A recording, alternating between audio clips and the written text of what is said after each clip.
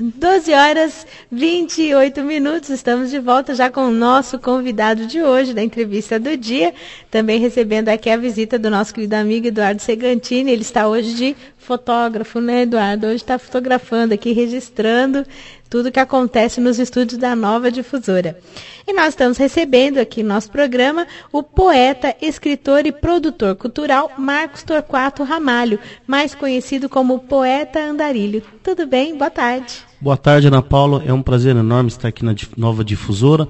Agradeço o convite aqui da emissora e também ao amigo Eduardo Segantini por ter me trazido aqui, apresentado ao programa, o senhor Baltazar, que estou tendo o prazer de conhecer, e também a Cristiane, que é uma pessoa muito simpática, e é muito bom estar nesse ambiente. Obrigada, brinquei ele falando que ela é muito simpática, fiz mais ou menos, vou falando, né, porque não tem imagem, né, Cris, a gente faz a piadinha interna aqui, fica rindo à toa. Mas, Marcos, é um prazer recebê-lo aqui no programa. Conta um pouquinho para os nossos ouvintes, compartilha aqui com os nossos ouvintes sobre a sua trajetória de vida. Em 1994, eu participei de um movimento cultural em Itapevi, intitulado Itarte. Nessa época eu tinha 19 anos, mas desde os 12 eu sempre tive um apreço pela literatura. Sempre gostou? Sim, desde a mais tenra idade. E no início eu tive contato com Drummond, com Cassimiro de Abreu. E aí, aos 19 anos, eu tive o prazer de participar desse movimento, que é Itapevi Artista, e nós agitamos bastante a cultura lá na cidade, fizemos diversos movimentos culturais, e aí também tivemos a sorte de estar conseguindo realizar uma antologia poética, na verdade, que é um livro coletivo, que devia ter mais ou menos uns 20 autores da cidade, alguns aqui inclusive de Osasco, e depois, em 1998, o desejo continuava latente nas veias, assim, de publicar meu primeiro livro. Lancei o Devaneios de um Poeta, e um livro que teve bastante sucesso, porque eu vendi mais de 4 mil exemplares de porta em porta, mas ao todo eu carrego aí ter vendido mais de 10 mil exemplares de porta em porta. Puxa, e assim, parabéns. Agora, você falou que dos 12 anos você já gostava de literatura. Como que começou esse seu gosto pela literatura? Você sempre gostou muito de ler quando era criança? Teve alguém, às vezes um familiar, porque a gente sabe que essa questão da leitura, né, Baltazar? O incentivo familiar é muito importante, é fundamental. A gente sempre fala muito aqui no programa de incentivar a leitura das crianças, porque é onde desenvolve mesmo, desperta para o gosto da leitura. Conta um pouquinho como que foi esse seu primeiro contato aí com a literatura, se você teve alguém na sua família que se incentivou com relação à leitura. Então, vamos lembrar Rousseau. O Rousseau falava que o homem é fruto do meio. E eu acredito muito nisso. As pessoas são fruto realmente do meio, na sua grande maioria. E assim, eu sempre tive a felicidade de estar em ambiente cercado por livros. A minha mãe comprava os clássicos infantis muito bonito. Infelizmente eu rasguei tudo. Assim, a infância é complicado. Risquei tudo e perdi esses livros. E aí eu até tenho essa meio assim, chateado com a minha mãe que não proibiu, que deixou eu. Mas aí hoje eu sou pai, eu tenho uma filhinha de 3 anos. E aí eu peguei um livro maravilhoso, Cantigas de Roda, que é do Salatiel. Ele já esteve aqui. Lindo. E aí eu deixei com a minha filhinha e tal, e sempre orientei para ela não riscar, mas estava todo riscado. Eu falei, não tem jeito, né? Criança é isso mesmo, e tem mais que riscar mesmo. E aí eu dou folha. Então quando a gente vira pai, a gente entende o porquê que a minha mãe de repente deixou de estar proibido. Mas é isso, eu acredito que sempre fui cercado de livros. Meus tios têm uma formação bacana, e minha casa da minha avó sempre estive muito lá, tinha bastante livro. Na minha casa também tem livro, tanto é que uma vez eu entrei na casa de um amigo, faz tempo, e eu levei um impacto emocional, que eu não vi nenhum livro lá, bastante vazia, e isso me feriu, incomodou. Assim, me incomodou. Aí hoje a gente já está menos acostumado, está mais acostumado a não ver livros mesmo. Mas a primeira vez que eu vi uma casa sem livros, eu achei assim um absurdo, né? Eu me senti mal com aquilo. Mas hoje, em função do tablet, dos celulares, toda essa tecnologia que a gente tem presente, os livros têm perdido um certo espaço. Por outro lado, eu acho que as pessoas que gostam de ler sempre vão estar com o livro por perto. Eu ia até te perguntar isso. Você citou uma situação que é bem presente, né? Eu tenho filhos adolescentes. Você acha que é possível, as pessoas vão acabar substituindo livros pelos tablets, pelos celulares? Porque hoje em dia você pode ler um livro, baixar um livro em qualquer aparelho desses. Tem até um aparelho que agora me foge o nome, que substitui um livro mesmo. Ele é específico, não é um iPad. Ele é semelhante a um iPad, mas ele é para armazenar. Não, tem um nome, agora me fugiu aqui. Não é, acho que deve ser esse daí, é isso mesmo. E assim, você acha que vai chegar esse momento em que os livros serão substituídos? A minha opinião eu tenho, mas assim, a minha opinião é de quem sempre teve acesso a livros. Então, a informática chegou na minha vida já na vida adulta. Agora, para as nossas crianças, hoje em dia eu vejo crianças de 2 anos, você deve ver também, né, Baltazar? Pequenininhas, 2 anos, com tablet já, folheando, mexendo, mudando página, porque dá para mudar, como se estivesse mudando página no tablet, de historinha, vídeos. Então, você acha que vai chegar esse momento? Então, assim, é difícil responder essa pergunta e prever o futuro, mas eu gostaria de fazer uma comparação. Quando a fotografia surgiu, acho que no início do século XIX, ou no fim, talvez o Baltazar pode até me dar mais uma explicação, não me lembro a data, mas assim, houve a especulação que a pintura deixaria de existir. Mas hoje a gente viu uma adequação. Talvez possa ser que sim, talvez os livros venham a ser o tablet. Mas o livro impresso, ele tem um charme diferente, especial. Tem outra coisa. E assim, as bienais, né, a última Bienal teve um recorde de público muito grande. E as feiras de livros continuam cheias. Por exemplo, outro dia eu estava conversando com um rapaz que ele faz stand para Saraiva. E ele me falou que, em média, os estandes chegam a custar R$1.500 mil, só a produção do stand em si. Conversando também, por coincidência, com outra pessoa que também alugava lá na Bienal, falou que o aluguel custa R$100 mil. Então, assim, livro se vende muito. Eu acredito que existe uma falsa ideia de que livro vende pouco. Eu vendo, em média, 15, 20 livros todos os dias. Lógico que eu trabalho bastante. Então, quando alguém fala para mim que livro não vende, eu vejo que há uma falta de conhecimento prático, assim, de conhecimento de vivência. Porque uma coisa não substitui a outra, não, né? Substitui. Eu acho que talvez é difícil dizer assim, porque o futuro, né, como reza o velho ditado, a Deus pertence. Eu espero que isso não aconteça, assim, porque o livro torna as pessoas menos mecânicas, e o tablet e tal, eu vejo que existe uma escravização de ser humano, e aí eu me preocupo e lembro o Chaplin que dizia: homens é que sois, não sois máquinas. Eu espero que as pessoas não sejam tão robóticas. Eu procuro sempre ofertar, né? Se depender de mim, livro não acaba. Se depender do poeta Andarilho, isso não vai acontecer. Eu confesso que eu fico um pouco preocupada. Em casa, como eu disse, eu tenho filhos adolescentes. E meu pai me presenteou com algumas coleções de livros dele, enciclopédias, que eu usei muito na minha juventude. Meus irmãos, para pesquisa, para a escola, né? Coloquei na estante, falei, eu tenho 2 ambientes em casa que tem estante. Eu coloquei mais próximo, no ambiente da sala de TV, que é onde eles têm acesso toda hora, qualquer momento. Eu não vejo nenhum deles chegar nem próximo ao livro, à enciclopédia. Ninguém mexe, ninguém vai pesquisar, você não percebe curiosidade em folhear, porque é ilustrada. Então, sim. Eu não observo isso, infelizmente. Mas eu estava lendo assim a respeito disso, uma pesquisa do Instituto Pro Livro, e ele observa que as mães que incentivam os filhos desde a infância à leitura têm possibilidade grande desse filho ser um grande leitor. Eu, por exemplo, tenho uma filhinha de 3 anos, a Sofia, e ela me pede para eu ler historinha. E ela tem alguns livros e eu acabo repetindo as historinhas sempre. Ela, papai, eles adoram que repita. E ela gosta. Então, assim, eu falo para ela, explico. Eu acho que a gente tem que estar ofertando, porque a internet, sim, ela é meio perigosa também, porque você pode ter uma informação bem distorcida. Perigosa.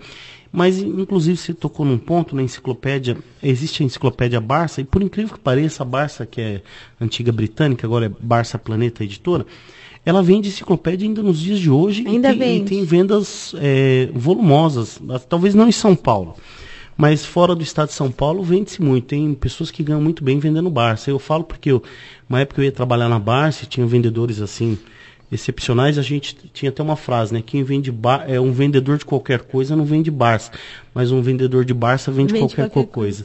E realmente eu acreditei, assim, eu me encantei pela Barça, sabe? Eu ia vender. Pena que na época eu não pude sair fora do estado, mas eu via que os vendedores tinham satisfação. E aí esses dias eu li uma matéria e ainda tem pessoas vendendo Barça. Maravilha. Ô Marcos, a primeira vez que eu fui para Itapevi, eu estava fazendo uma continha aqui, foi em 1954. Como você nasceu em 75, portanto, quando eu fui para Itapevi a primeira vez, você foi nascer só depois de 20 anos. E você é jovem, com 40 anos. E sabe o que eu fui fazer em Itapevi na época? Era uma viagem de Osasco a Itapevi. Opa! Vamos devagar com a andor. Não era pegar um trenzinho, cada 5... Não. Tinha um trem de manhã e uma tarde. E olha lá. E nós fomos jogar. O Clube Atlético Osasco foi jogar lá contra o CIP. Não sei se existe, não sei. Da onde que vem essa sigla, CIP. Mas você vê que eu estou memorizando, né? Eu me lembro, rapaz, que eu fiquei encantado com Itapevi, aquela vegetação, tantas árvores e tal. Até que ponto Itapevi funcionou com a sua inspiração, como um homem voltado à arte? Então, eu, na verdade, sempre fui um poeta que me vejo como um cidadão do mundo. Eu assim, nunca especificamente, na verdade eu nasci em Itapevi, mas moro em Jandira. A poesia para mim tem que ir além das fronteiras. Então, assim, a minha poesia sempre tem uma linguagem, busca a universalidade, para que se uma pessoa estiver na Alemanha vai entender minha poesia, se uma pessoa estiver no Japão vai entender. Mas talvez também tenha ajudado, né? Assim, como eu ando muito... A inspiração pode ter vindo. É impressionante o crescimento de Itapevi. Sim, impressionante. Eu estive lá há pouco tempo, fiquei encantado, deslumbrado com o crescimento de Itapevi. Eu acho que o fato de vários prefeitas também, vamos incluir aí, né? Eles estiveram no sentido assim, tiveram sorte o povo de Itapevi de escolher prefeito, porque Itapevi não tinha produção nenhuma, né? Aí fizeram todo aquele parque industrial com a saída lá no fundo de Itapevi, a prestação de serviço e mais, a cidade dormitório da nossa região, né? Itapevi, quando você chega lá na estação em São Paulo e grita, quem vai para Itapevi? O trem lota na hora, né? Agora, Itapevi, eu sou macaco de auditório da sua cidade, viu? Que bom. Itapevi, eu ouvi dizer, né? Não tenho essa informação assim com precisão, mas uma pessoa que tem uma formação política, aliás, foi um ex-vereador de Itapevi, comentou comigo que na época o governador, não me lembro quem, acho que nos anos 80, tinha muita amizade com o Jurandir Salvarani. E aí existe uma possibilidade muito grande do polo industrial da Petrobras ir para Itapevi, e aí ele optou pela... Barueri. Não, mas era para ir para Itapevi, assim. Tinha possibilidade. Essa história eu conheço bem. Será que é? Essa história, olha só. É lenda do povo? O pai dessa jovem que aqui está, Francisco Rossi, recebeu ele era prefeito de Osasco nos anos 70, 71 por aí. E aí, o secretário do planejamento de Osasco, Ari Gutierrez, olha só em quem estamos lembrando no doutor Ari. E aí ele chegou com uma proposta que a Petrobras queria implementar em Osasco, um grande polo petroquímico e um grande reservatório de combustível e que isso ia aumentar muito a arrecadação de Osasco. Bom, o Rossi, não tendo ainda aquelas informações precisas com relação à segurança, etc. Então, primeiro impacto do Rossi foi o seguinte: no meu município eu não quero gasolina, não quero nada inflamável. Vai pegar fogo, vai dar um trabalho desgraçado. E aí o que acontece? Aí o prefeito de Barueri e o prefeito de Itapevi falou, não, se Osasco não quer, nós queremos. Só que o prefeito, o velhinho que olha no meu corpo, o nome do prefeito de Barueri, foi mais esperto que o de Itapevi. Falou, não. O Bittencourt? Não era o Bittencourt. Perereca. E aí colocaram o depósito a poucos metros aonde ia ser, porque o município de Osasco e Barueri está ali muito perto, né? Hoje a maior fonte de arrecadação de renda dos cofres de Barueri vem da Petrobras em função daquela base. São histórias que aconteceram no início dos anos 70, né? Se tivesse vindo para Osasco, seria um absurdo hoje, hein? Pensou?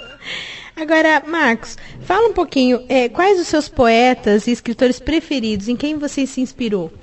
Eu gosto de muita gente, em especial da poesia do século XX. Assim, eu vou ficar em 3 nomes, gosto muito da poesia do Fernando Pessoa, esse tem um destaque assim ímpar, o nosso Manuel Bandeira e o Chas Eliot. E assim, curiosamente, eu não gostava do Pablo Neruda. Aí eu andei relendo algumas coisas que o amigo me falou, mas você não gosta do Pablo Neruda? Eu falei, poxa, na primeira leitura não me encantou, não. E aí eu li outro dia um livro do Pablo Neruda, realmente também é um poeta de grande envergadura. E por aí vai. Eu acho que a tradução, às vezes, não tão bem feita, pode perder boa parte desse sabor que é tão importante para você que tem essa condição de poeta. Será que não é isso, não? Com certeza, mas eu acredito também que tem a questão da maturidade do leitor. Então, assim, por exemplo, eu já vi grandes intelectuais dizendo não estar apto a ler o Ulisses de James Joplin, que é um dos clássicos do século XX, né, tido aí como o grande livro do século XX. E eu acredito que a maturidade também influencia. Eu ia te falar sobre isso. Quanto mais maturidade, às vezes o repertório que a gente tem. Então, e talvez o que eu não tinha na época, o entendimento seja meu mesmo. Porque mesmo com a tradução, ainda continua assim, eu não conheço o original, claro. Mas mesmo uma tradução, a gente percebe que é uma obra belíssima, né? Que Pablo Neruda é, assim, realmente muito bom. Ele nasceu numa cidade, Valparaíso, que é uma coisa fantástica. O surgimento e o caso do sol é uma coisa exuberante. Ele teve ali, nessa pequena cidade praiana, ali no Oceano Pacífico, realmente uma inspiração fantástica. E as obras dele é de arrebentar a gente mesmo, não? Sim, o senhor tocou num ponto, eu acredito que, assim, nós sempre temos grandes paisagens, né? Assim, só que as nossas antenas às vezes não captam essa beleza toda e conseguir traduzir para o papel. Talvez tenha algumas pessoas que têm esse privilégio, né? Além de ter ali, porque com certeza tinha um monte de gente junto do Pablo Neruda, mas só o Neruda conseguiu captar tanta beleza e transferir para o papel. Aliás, é muito subjetivo isso, né? Sim, sem dúvida. De repente, olha, muitas pessoas fazem a seguinte indagação para mim. Baltazar, você rodou quase o mundo todo, tal. O que você achou de mais bonito? Eu não gosto de responder essa pergunta, porque ela tem que ser mais detalhada. O que eu achei de mais bonito é que na área de usos e costumes, na área de alimentação, na área de belezas naturais, normalmente a indagação vem enfocada em belezas naturais, né? Sem dúvida. E aí, o Brasil realmente é um show de bola nessa parte, mas eu jamais vou esquecer do Vale do Tirol, nos campos da Áustria, na cidade de Innsbruck. É um show de bola. Que privilégio, hein? Agora, Marcos, você escreveu o seu primeiro livro, você ainda era muito garoto. Nem barba ele tinha. Que gênero que era esse livro e por que você nunca o publicou? Então, eu iniciei acho que com uns 18, 17 anos, o Infanto Juvenil, e agora que recentemente que eu consegui dar nome, que é o Jockey Club, que conta a história de um menino, uma relação de um garoto com um cavalo, que aí de repente pega muito amor pro cavalo, não queria estudar, e aí tem todo aquele conflito familiar, depois ele entende que tinha que fazer as duas coisas. Então, eu não publiquei porque eu acredito que ele merece ser reescrito. Já fiz a primeira releitura. Então você ainda tem esse desejo. Então. Sim, mas eu não me vejo tão bom na prosa, né? Porque eu li muita prosa boa. Por exemplo, assim, quando eu li o Flaubert, que é um escritor assim, perfeccionista demais, que é francês, eu achei assim absurdo. Eu falei, nossa, como pode alguém escrever tanto? Aí quando eu li o Don Quixote, que eu li todo também, que deu 800 páginas, os 2 volumes, eu falei, nossa, tem alguém ainda que escreve mais. Aí eu falei, caramba, eu com a minha prosa é tão aquém disso, mas assim, eu quero ter esse Infanto Juvenil, eu quero ampliar a qualidade, melhorar, e pretende publicar? Quando eu achar que deve ser publicado. E o seu gosto por poesia, quando começou? Isso é natural, viu? Assim que eu vi as poesias do Cassimiro de Abreu, tem aquela que acho que é Deus, dos 8 anos, e aí me encantou, assim, como eu acho que nasci poeta, né? Tem Já algumas coisas que encantam poeta. a gente, outras não. E aí... E o seu apelido, Poeta Andarilho? Então, isso aí eu quero saber. Isso foi... assim, como eu comecei em 98, eu fiquei desempregado. E aí eu tinha acabado de lançar meu livro. Qual livro? O Devaneios. O Devaneios de E há um muitos poeta. anos atrás eu havia tido um contato com um rapaz que vendia livro. Eu estava numa recepção de uma dentista um dia, e aí esse rapaz chegou tudo falando e vendeu 2 livros para essa senhora, né? E aí aquilo me chamou a atenção. E eu tinha já o desejo de lançar o livro. Falei, quando eu lançar eu vou vender de porta em porta também. E perguntei umas informações, ele se restringiu, não quis passar informações nenhuma. E aí lancei o livro, fiquei desempregado, falei, o jeito é sair vendendo, não posso também ficar chorando nos cantos, se não arrumar emprego, tenho que fazer meu emprego. Comecei a vender, peguei aquelas sacolinhas timidamente de supermercado e ia muito tímido, comecei a vender 3 livros todos os dias no valor de R$10, que na época era um bom valor. E eu trabalhava na empresa, ganhava acho que uns R$500. Você estabeleceu essa meta, 3? Não estabeleci meta nenhuma, eu simplesmente coloquei... Foi a média que... eu peguei e coloquei na sacolinha, porque não tinha passa, não tinha nada. Eu era novo, tinha 23 anos, nem pensava em meta, nada. Eu falei, eu tenho que pagar minhas contas, aquela coisa básica, né, subsistência mesmo. E aí, logo eu comecei a ganhar bruto, 3 vezes mais do que eu ganhava na empresa. E aí comecei a vender 3, depois 5, aí comecei já a perder a timidez. E logo, acho que uns 3 meses assim, estava vendendo 10 livros todos os dias. E por coincidência... Por dia? Por dia. Aí eu comecei a sair nas cidades da região, Itapevi, Jandira, Osasco, e comecei a ampliar o leque para Jundiaí, Mogi das Cruzes, enfim. Aí um jornal aqui de Osasco, acho que o Cidade, do Fábio, que depois fez a revista Cidade, pegou e colocou eu como poeta andarilho, vende sua obra de porta em porta. Eu gostei, achei bacana essa chamada e comecei a usar, me intitular de poeta andarilho. E aí, coincidentemente, encontrei aquele rapaz depois de 15 anos, mais ou menos, vendendo livro. Mesmo? Aquele mesmo. Aí eu bati o olho e falei, poxa, eu vi que estava com um livro na mão, a minha memória fotográfica funcionou. Eu falei, você não é fulano? Eu falei, sim, sou. Aí eu falei, poxa, aí conversei com ele e tal. Aí eu falei, pô, você foi meio arrogante. Falei pra ele, né? Aí ele falou, poxa, eu era mesmo, tava me pedindo desculpa. Aí ele me deu umas dicas e tal. E aí acabei começando a vender muito bem, até em função das dicas desse rapaz, né? E hoje eu vendo aí, em média, 15, 20 livros todos os dias. Você continua vendendo Sim, da mesma forma? Eu mantenho a minha família assim. E agora, meu objetivo é vender 100 livros. Aí eu não sei como vou fazer. Mas como é que é o seu modus operandi? Eu ia perguntar isso. Como que você faz? Como é que você opera essa operação para você vender esse? Porque não é fácil vender todos esses livros todo dia. Assim, eu brinco, né? Eu chego num comércio, falo, bom dia, sou Marcos Torquato, um poeta andarilho que vende livro porta a porta. Olhar é grátis, aí eu quebro o gelo. E o livro é quase, as pessoas geralmente sorriem. E aí, quando sorri é porque vai abrir a carteira. E quanto custa cada livro? R$20. 20.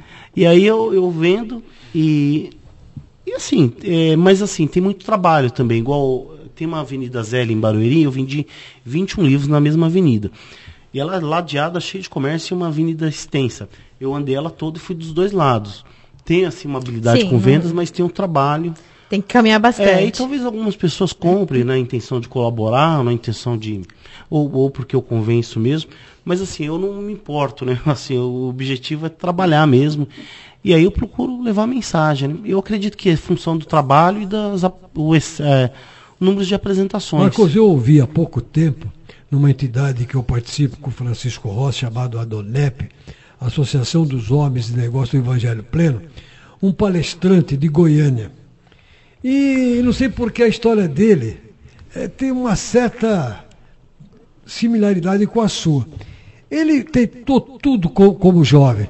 Oficina mecânica, tudo, não dava nada certo. E ele casou e tinha que sustentar a mulher, e aí levaram ele para participar da DONEP.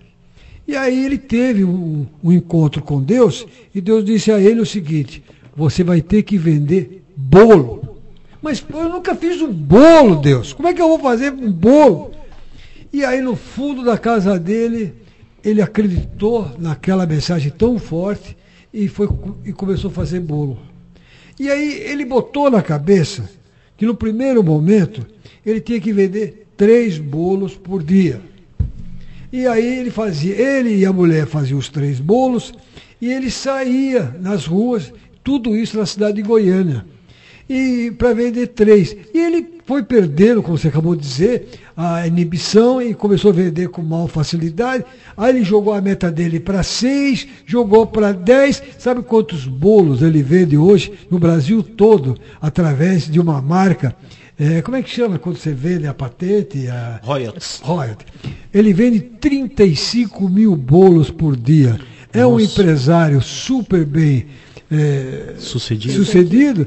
E ele disse que essa conversa que ele teve com Deus de fazer e vender bolo simplesmente era o caminho certo da vida dele.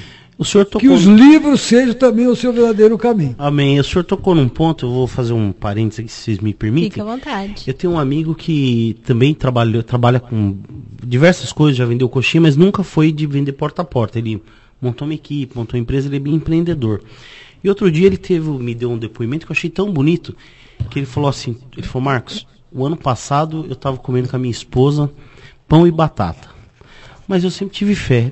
Ele teve a esposa foi sequestrada, teve uns contratempos, o sequestro relâmpago, e aí ele teve um encontro eram 3 bandidos. E 2 dele, segundo ele, conseguiu converter. Ele falou, olha, eu perdoei, minha esposa já te perdoou. E assim, ele tem muita amizade com polícia, tudo. Ele falou, eu te perdoei. Aí um outro falou, não, quero que seu Jesus vai se danar. E ele falou assim, e eu, graças a Deus, hoje a minha empresa faturou esse ano 4 milhões. Eu, ano passado, estava comendo pão e batata, porque não tinha condições de comprar mais nada. Aí ele falou assim, eu creio num Deus que pode me tirar do chão e me levar para as alturas, como eu também sei que esse Deus tem o poder de me tirar das alturas e me jogar no chão. E eu falei, isso é uma verdade, né? Eu também procuro carregar isso comigo, assim. Às vezes eu ouço, tem gente que fala mal de mim, mal de graça, porque eu não prejudico. Acho que eu sou sonhador e tal, mas eu também acredito muito nessa verdade, né? Porque para a vida nada é impossível de acontecer. Se Deus falou, olha, vai brilhar, vai e acabou, né? Então eu acredito nisso, acho que isso que mantém a ideia viva. Com então certeza. você tem muita coisa semelhante com esse vendedor de bolo, né?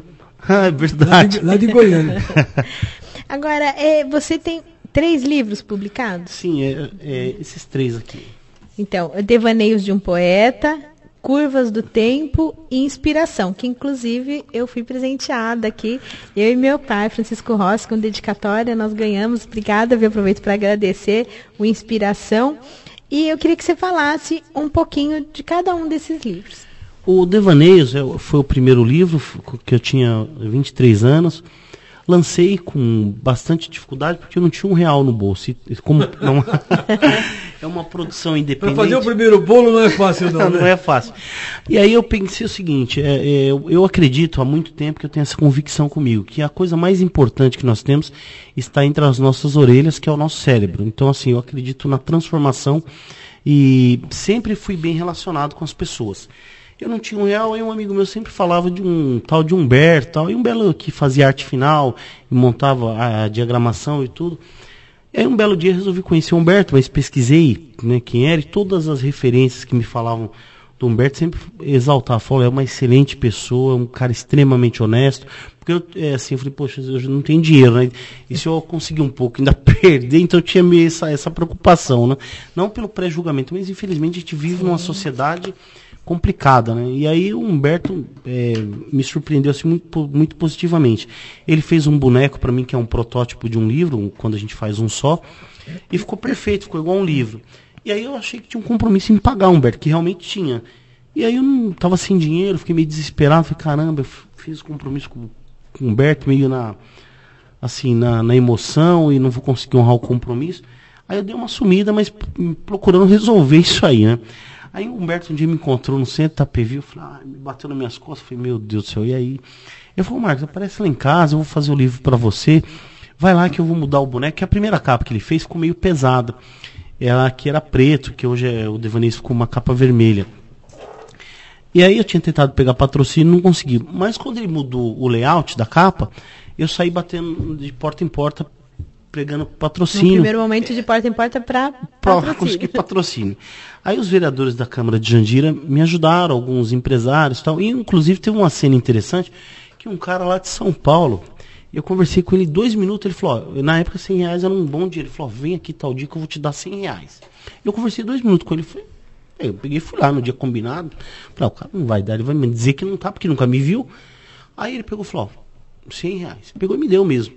Aí ele pegou e falou assim, eu fui fazer o recibo, ele falou, não se preocupa não. Eu falei, mas eu vou colocar o nome da sua empresa. Aí coloquei o nome bonitinho e levei os livros para ele.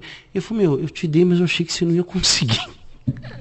Ele falou assim, eu dei de coração, mas já que aí levei os livros para ele, que na verdade eu vendi uma cota antecipada.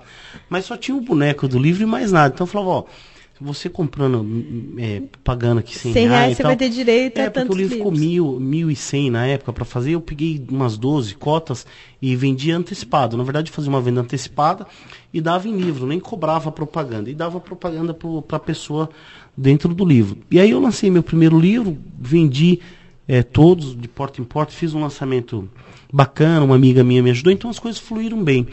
Depois aí fiz a segunda edição, a terceira, e aí o Curvas do Tempo nasce depois de um bom tempo, eu fiquei parado, fiz antologia, e a escrita também não estava fluindo. E aí o Curvas do Tempo é um livro que ficou bacana, mas demorou muito, que saiu em 2013, bastante tempo depois. Aí o Curvas do Tempo já é um livro que eu acho que é mais elaborado, assim, que dividido em 3 partes. A primeira parte eu trago uma poesia romântica, a segunda parte uma poesia de reflexão, e a terceira eu esboço uma poesia neoconcreta, que é aquela linha do Haroldo de Campos, Décio Pignatari, que inclusive era de Osasco, e tem um outro concretista que eu não sei porque é difícil lembrar o nome. Me ajuda, Baltazar. É o Haroldo de Campos, não, o Décio Pignatari é de Osasco, mas tem um outro concretista que é famoso e eu não consigo me lembrar, acho que é Afonso, não, deixa, mas são 3 concretistas aí, e eu tenho essa poesia nessa linha, essa terceira parte. E aí é um livro que eu acredito que foi bacana, tem uma capa legal, e vendi bem também, mas estava meio enferrujado, a gente fica sem fazer Ou seja, Marco, você é um guerreiro da literatura, vai? Sim. Além de ser o belo andarilho. E aí tem gente que brinca comigo, mas poxa, que andarilho tá gordo. E o Inspiração? O Inspiração é esse livro mais recente, que depois de 1 ano e pouco, eu lancei logo após o Curvas do Tempo. É um livro bem agradável, com uma poesia sintonizada ao nosso tempo. A estética também, eu tenho uma preocupação grande assim com a questão gráfica. Eu evito a poluição visual, meu livro não tem florzinha, não tem borboleta na página, então eu acredito que essa é uma vantagem que eu aprendi bastante com o Humberto. Então, como eu cuido da produção, dessa produção de diagramação, de arte final, eu consigo dar a minha cara, a minha identidade. É um livro que tem agradado bastante gente e eu tenho vendido bem, graças a Deus. Antes do lançamento eu vendi 200 exemplares e eu fiz 5.000 agora, e aí eu venho com a história das cotas para ela fazer o lançamento. Agora, eu estou vendo aqui, a apresentação do Inspiração é da Mazé Torquato. Ela não é de Osasco, essa jornalista? Sim, a Mazé, ela morava em Osasco, morou muito tempo. Ela esteve aqui já participando com a gente, com a Damastor. Ah, que bacana, e agora ela está em Paris. Isso. E foi assim, eu tinha convidado o meu amigo para fazer a orelha do livro. Ela escreveu um livro sobre Paris, não é? Também. Sim, ela tem. E de Osasco também, se não me engano, acho que ela tem uns 3 livros. Ah, isso. E a Mazé foi interessante porque eu havia convidado 2 amigos, um para fazer a orelha do livro e o outro para fazer a apresentação. E ambos são aqui da região, os 2 são de Itapevi, e ninguém me entregava nada. Eu falei, poxa, o livro precisa sair. E às vezes a gente trava o nosso projeto esperando as pessoas. Hoje eu evito isso aí. Se eu der prazo, a pessoa não cumprir, eu estou indo embora. Então assim, eu não espero mais ninguém, porque senão a gente trava o nosso sucesso. E meus amigos demorando e tal, e eu conheci a Mazé por e-mail, no Facebook. Aí conversando, descobrimos que a gente não tem parentesco. E eu comentei com a Mazé que eu gostaria que ela escrevesse e tal. No dia seguinte estava pronto. Já mandou. Aí eu falei, poxa, lá em Paris a pessoa em Itapevi não Mas fez. Ela é bem assim, ela é muito dinâmica. Aí ela lançou um livro recentemente aqui na cidade de Osasco. Eu tive o prazer de estar no lançamento na Biblioteca Monteiro Lobato. E eu percebi esse dinamismo todo aí. Ela é bem dinâmica mesmo. Agora, eu também preciso falar, gente, já é 13 horas, eu não falei. Ele trouxe também um presente para os ouvintes, ele trouxe para mim, meu pai, mas trouxe para os ouvintes também. Então, nós temos um exemplar aqui do Inspiração, e você pode ligar para cá, 3681-1134, e no finalzinho do programa eu não estarei aqui, mas o Baltazar vai estar aqui e vai realizar o sorteio entre os ouvintes que ligarem aqui para participar. Marcos, em dezembro de 2000, você criou o projeto Escrever com Arte. Conte um pouquinho sobre esse projeto. Na verdade, assim, eu estudava numa escola pública lá em Jandira, e há muito tempo eu tinha uma vontade de fazer um livro com os alunos das escolas de Jandira. E por coincidência, eu fiquei sabendo que essa escola que eu estudava, ela havia recebido uma verba do governo estadual. Aí eu conversei com a diretora, me apresentei e falei, sou Marcos Torquato, autor desse livro, já ouvi falar de você. E E aí eu apresentei esse sonho de estar fazendo um livro com os alunos daquela escola.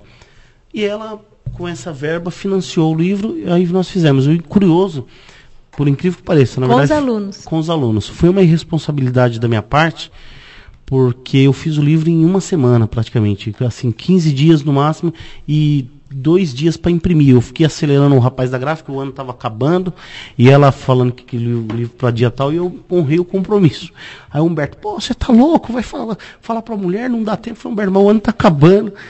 Mas no fim deu tudo certo, eu apreciei os professores, falei, eu quero o texto pronto na minha mão, e me entrega aí digitado, e todo mundo entregou assim, mas naquela loucura. Hoje eu não faria mais isso, porque é muito risco. Mas teve um outro projeto também. Aí só, não interrompendo você, eu que peço desculpa. E esse livro contou com a participação de 49 alunos, fizemos uma tarde muito agradável, foi assim, é um projeto menino dos meus olhos. Realização para os alunos. E minha também, porque eu acho que o legal da vida é a partilha. Eu defendo a tese que um dos pilares da prosperidade se chama partilha e compartilhar, né? Haja visto o Facebook, o Google. Sim, então. sim. Mas essa é uma outra história, a gente fala outro dia. E o projeto Poesias, que foi criado em 2010? Esse projeto, na verdade, é Poesias que Acontece. A minha intenção é expor minhas poesias impressas em diversos lugares públicos. Eu havia acertado com o pessoal de Barueri na administração passada, mas aí, infelizmente, por algum motivo que eu não sei qual, não deu andamento. Mas eu devo estar conversando novamente para expor no Ganha Tempo. É um projeto itinerante com a ideia de pegarem poesias curtas e expor nas cidades, nas estações de trem, metrô. É isso, é muito simples assim, para que as pessoas tenham contato com essa poesia minha, né? E eu escrevo uma poesia curta, então acho que vai ser legal. E você já tem algum outro, elaboração de outro livro em mente? Então, eu agora tenho sim, que vai chamar Transpiração. Porque, Transpiração. A minha ideia é mergulhar na poesia do século XX e ter contato aí com esses grandes autores. Esses dias eu li Adélia Prado, mas quero ler Maré Rio, que eu não li, Chess Eliot, que eu já li, mas eu quero reler. E toda essa gama aí, porque a poesia do século XX é muito rica, tem o Esdra Ponde, tem uns nomes aí fantásticos.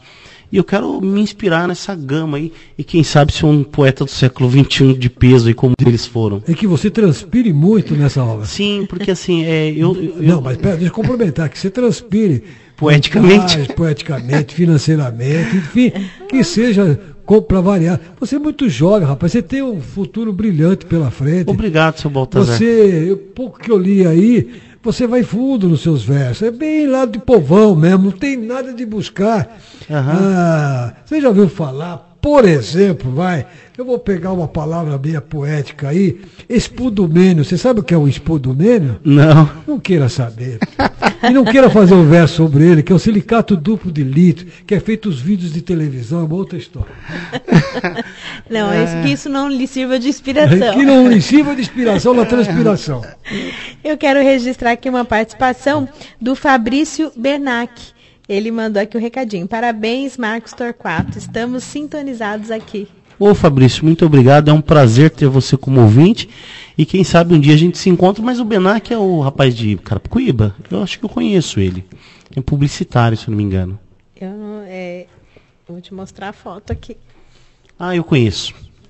Ele mandou um recadinho aqui pelo Face. Também registrar aqui algumas ligações, Baltazar. A Maria Aparecida Cidinha, do Parque Viana de Barueri.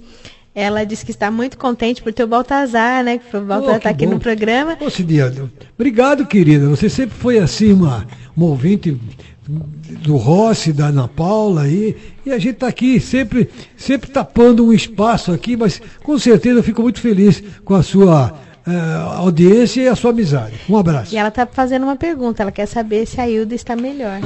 Graças a Deus saiu do hospital, já está em casa, e se Deus quiser, mais aí um bom período ela vai estar como é que diz nos automóveis? 0 quilômetro. 0 quilômetro. Obrigado, querida, obrigado. Também a Maria Aparecida Farinha, do Bela Vista, aqui de Osasco, diz que está feliz por Baltazar estar participando do programa e está parabenizando você atrasado pelo aniversário, e também fez a pergunta. Obrigado, perguntou querida, sobre a Hilda também. Obrigado, querida. Também registrar a ligação do Sérgio Dias, ele está na escuta. Olha só, Cris, ele me coloca em saia justa, o Sérgio Dias, hein?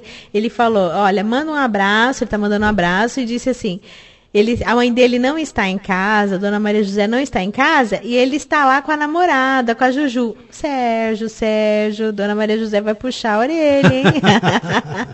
13h07. Eu quero aqui agradecer, viu, Marcos, mais uma vez a sua presença aqui no programa, assim, parabenizar pelo teu trabalho, que Deus continue abençoando o seu trabalho. E antes da gente encerrar essa primeira parte, aí eu já vou me ausentar, o Baltazar vai assumir aqui o comando do programa, mas eu queria que você falasse, não vai ser de porta em porta, mas tem alguma outra forma das pessoas adquirirem seus livros, as pessoas que quiserem adquirir um livro, você está nas redes sociais, porque você tem esse trabalho que é de porta em porta, mas não tem como a gente negar também que existe... Tem os limites, com certeza. Sim. Eu, assim, para quem quiser acessar meu Facebook, pode estar colocando na barra de e-mail, na barra de procurar no Facebook, marcostorquato26@hotmail, que aí a pessoa me encontra e está me pedindo no inbox, aí a gente conversa para estar mandando. E também meu celular, acesso 11 99657-0580. E também saindo daqui, eu falei para o Eduardo, nós vamos passar numa distribuidora, uma das maiores do Brasil, aliás é a maior, e eu vou estar vendo se eu acerto para distribuir meu livro nas bancas, os livros nas bancas, nos shops, que meu sonho é espalhar, por isso que eu quero vender 100 livros num dia, quem sabe um dia eu consiga fazer os 35 mil bolos. Eu ia fazer 35 mil bolos por dia. Se Deus quiser, eu acredito muito nisso. Eu também acredito, viu? Muito obrigado, seu Baltazar. E assim, é porque eu tenho meu limite, né, de vender, não posso estar em todos os lugares, mas os meus livros vão poder, e é isso, né, eu quero estar ainda em toda a região, pelo menos, e eu vou colocar através dessa distribuidora, se Deus quiser, nós vamos fechar uma parceria. Então, você colocando, você manda pra gente um release aqui pra gente divulgar. Sim, também. eu agradeço. À disposição. E eu espero retornar aqui, porque eu já estou saindo com saudade aí, porque foi um prazer enorme conhecer o seu Baltazar. Obrigado, querido. A recíproca é verdadeira. Obrigado. E assim, ter assim, a sua companhia também. O Eduardo sempre falou, você precisa ir lá na Ana Paula, você precisa ir lá. Não, eu já fico com o convite para um breve retorno. Você vai continuar aqui. Eu que vou ter que me ausentar, que eu tenho uma consulta médica hoje, mas o Baltazar vai continuar e vocês vão continuar aqui na mesa redonda. Tá, joia, mas o Eduardo falou que eu vou ser sabatinado aqui. E eu quero registrar aqui algumas ligações, já estão concorrendo ao sorteio. Baltazar, capricha no sorteio, hein? Não pode olhar, tem que virar assim para baixo na hora. Fátima, você fica de olho aqui, você supervisiona o sorteio. Eu quero registrar a ligação do José Aparecido da Vila Menck, ele quer participar do sorteio do livro, já está participando. Também da Iracema Sulaneto, do Jardim Líbano, Barueri, participando do sorteio. Que nome poético, Iracema, né? Iracema, José de Alencar. É dos lábios de mel, né? Dos lábios de mel. A Raimunda do Butantã está mandando um abraço para todos e também participando do sorteio. Então já estão aqui os três. Você ainda pode ligar para cá. 3681-1134. Nós vamos agora a um pequeno intervalo comercial. Em seguida, o comando passa aqui. Enquanto a nossa Paulinha vai para o exame. Que exame você vai fazer, Paula? Não é exame, não. É consulta de rotina, Baltazar. Consulta de rotina. Consulta com o meu... O Baltazar é curioso, né, Ricardo? O Ricardo tá lá assim, poxa, Baltazar, eu vou no meu médico do rim, né? Não é segredo para ninguém. Eu tenho insuficiência renal e eu faço o controle cada 3 meses.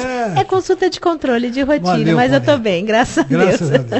13h10. Nós vamos então a um pequeno intervalo comercial. Em seguida, você fica com mesa redonda aqui no comando de Antônio Júlio Baltazar.